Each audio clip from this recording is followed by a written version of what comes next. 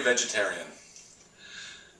I'm not really fond of winter, but during the winter I do make chili rather often.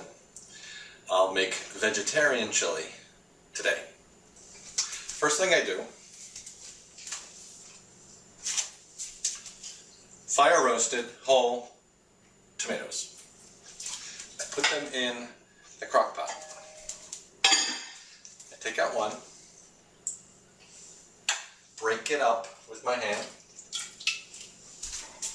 and then do that for the whole can.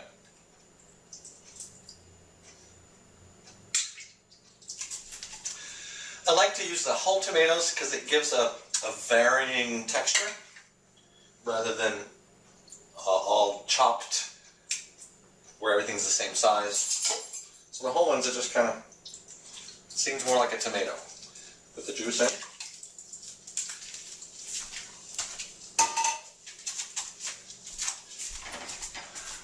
I like a thick chili, but kind of liquidy. So I'll put in crushed tomatoes as well.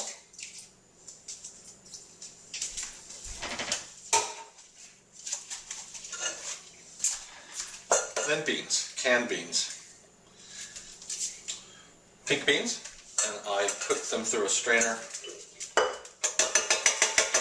just to take out the liquid. I don't rinse them. Now if you leave a little bit of the liquid in.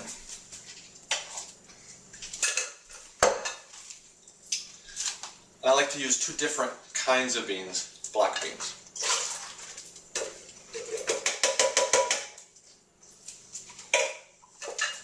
Most of the juice out.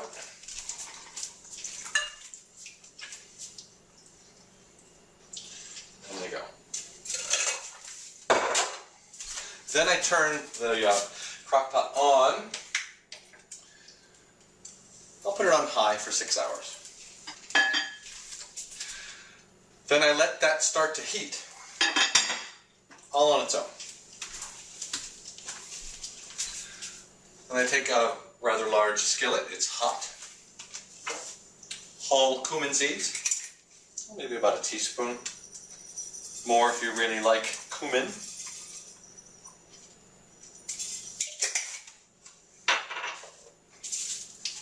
And whole dried hot peppers.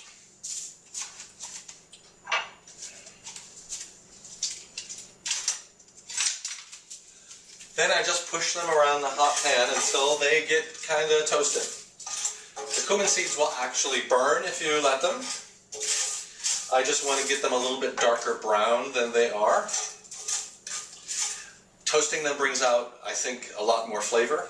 And then the dried peppers, of course, are already dried, but I'm just making sure they're crispy dry. Takes about 5 minutes. After moving them around for a while, keeping them in constant motion, I'll add dried rosemary, just a little, dried thyme. The leaves will burn very quickly, so I don't really toast them. I just let them get hot. Basil, peppercorns.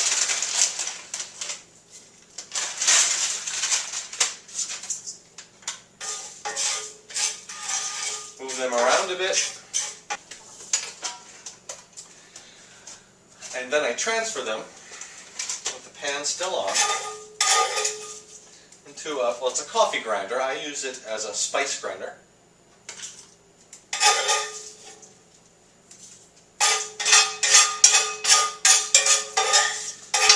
This pan's a bit heavy to pick up and hold and do this. A smaller pan, you'd be able to just dump them in. I'll set this aside for later.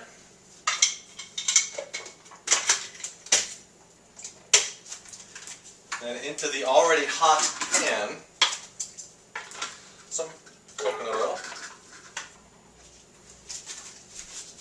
tempeh, fermented soybeans in a cake.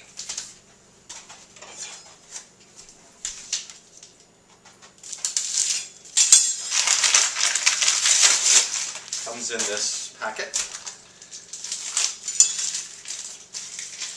And it's pretty dense but crumbly cake.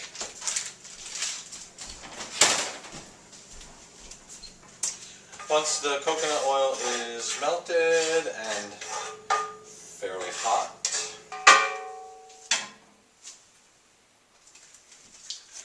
I'll take the cake and just crumble it in my hands,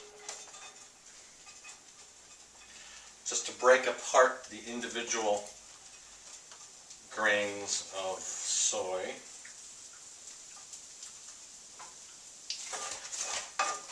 And I'll stir them occasionally in a rather hot skillet until they start to brown nicely. While that's browning, 2 onions, nothing worth crying over.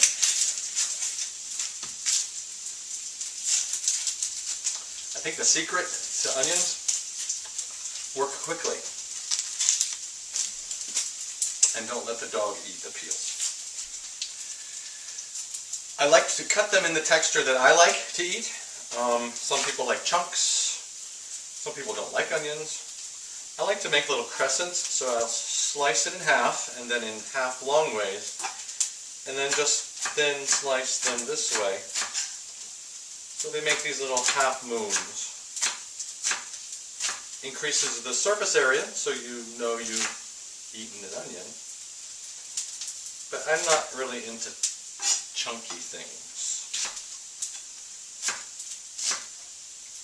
Once you have them all half mooned, in they go.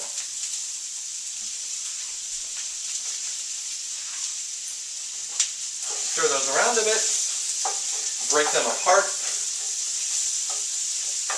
Also, you're breaking apart the soybeans that might still be clumped together. Again, you want to have each of the elements distributed evenly throughout the chili. Not a chunk of this here and a chunk of that. At this point, I'll put in a little bit of salt. The salt can help the onions to break down so that any of the flavoring that I add will go into the onion. While the onions and the soybeans are cooking, I like to get the onions pretty well cooked before I put them into the crock pot. Once they're in the crock pot, they'll retain any of their negative flavor. But if I brown them significantly enough, they'll sweeten and lose a lot of the pungency before they go into the celery. Again, I don't like big chunks, so what I'll do is cut them in half the long way first.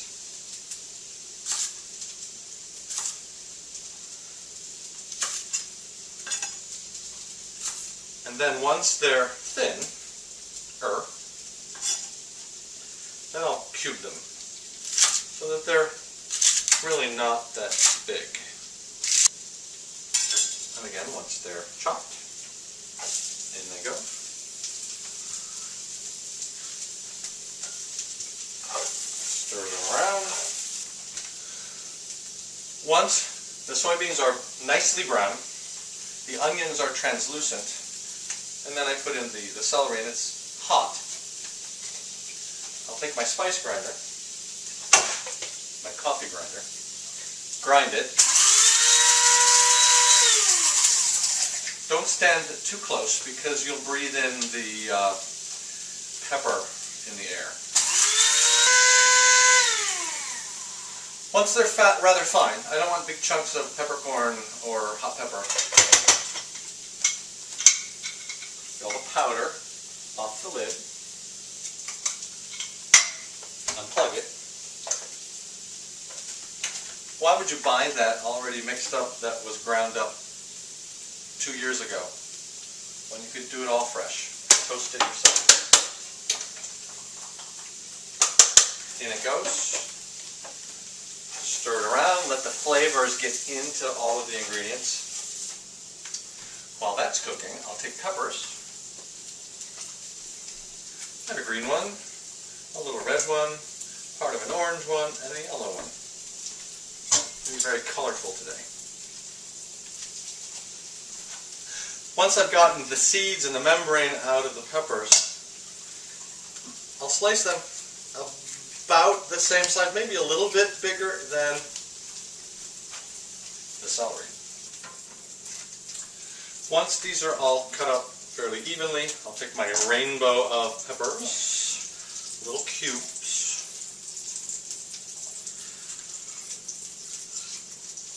and in they go.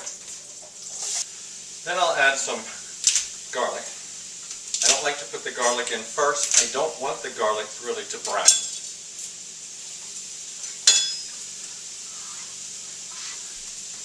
In the pan.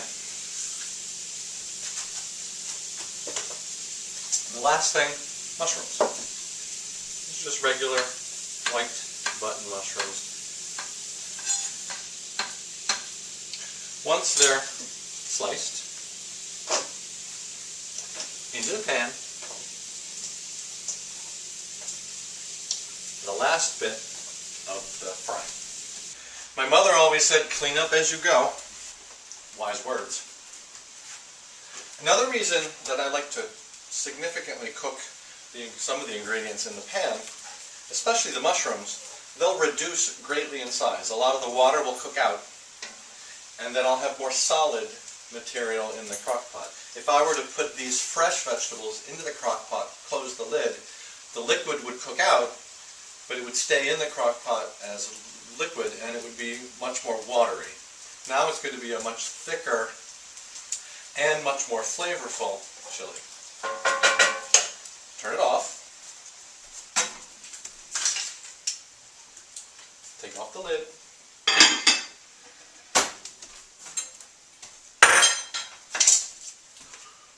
Move the two close together.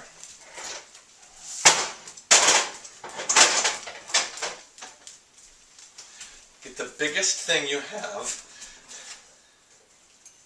and then in it goes.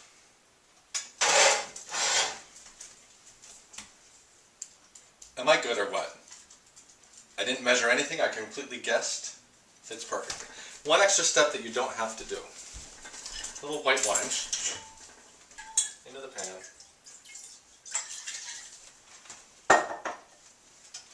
There's no way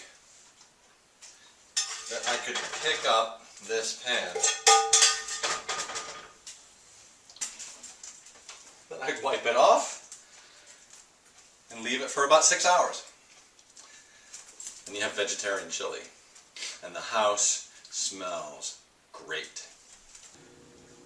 Now comes the best part.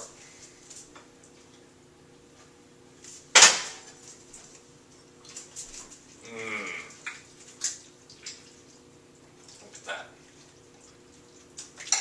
Nice and thick. Put a little grated cheese on it. And you have a vegetarian winter feast.